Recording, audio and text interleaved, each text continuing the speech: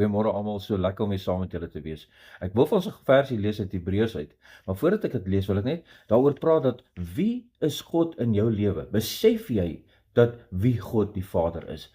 Dat hy die heelal gemaak het. As jy Genesis 1 gaan lees, as jy die Bybel net oopmaak van die begin af en jy gaan lees net Genesis 1 en jy sien die wonderwerke deur die skepping wat God gedoen het. 'n Wonderwerk as jy wonder hoe werk dit. Daar's tot vandag mense wat nie weet of kan verduidelik hoe God dit gedoen het nie. En daar's klomp vrae om dit.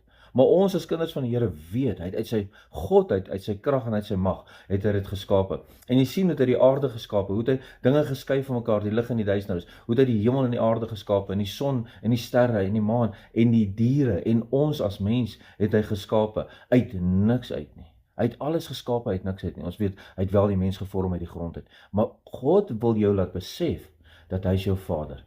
Hy is die almagtige Here wat vir jou kan deurkom in jou situasie. Dat hy, wat ook al jy vandag gaan face, of dit wat voor jou lê vir die dag, dat jy sal weet, maar die Here is met my. Is dit dalk 'n toets of 'n eksamen of 'n situasie wat voor jou lê, of 'n ding by jou werk wat voor jou lê? Is dit jou finansiële druk wat jy beleef by die huis of in jou besigheid? Is dit dalk 'n siekte in jou liggaam?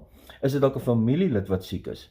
Dan wil God vandag vir jou sê, ons hemelse Vader wil vir jou sê, maar Jesus het die prys aan die kruis betaal, sodat jy vandag sonder enige siektes kan wees. Hy wil jou genees. En besef wie God in jou lewe is. Hy is die almagtige God wat met 'n woord kan hy jou totaal en al genees. Ons sien so baie wonderwerke van Jesus waar hy net 'n woord gespreek het en sê, maar laat dit wees volgens jou geloof, of wees genees, neem op jou bed en loop. En dis die almagtige God en die Here Jesus wat ons aanbid. En ek lees vir ons uit Hebreërs 13 vers 6 en dit sê, daarom kan ons met alle vrymoedigheid sê, so ek kan met alle vrymoedigheid sê, die Here is my helper en ek sal nie vrees nie. Wat sal 'n mens aan my kan doen? Die Here is my helper. In vrymoedigheid wat ek het, sê ek, die Here is my helper. Hy is my krag en my sterkte.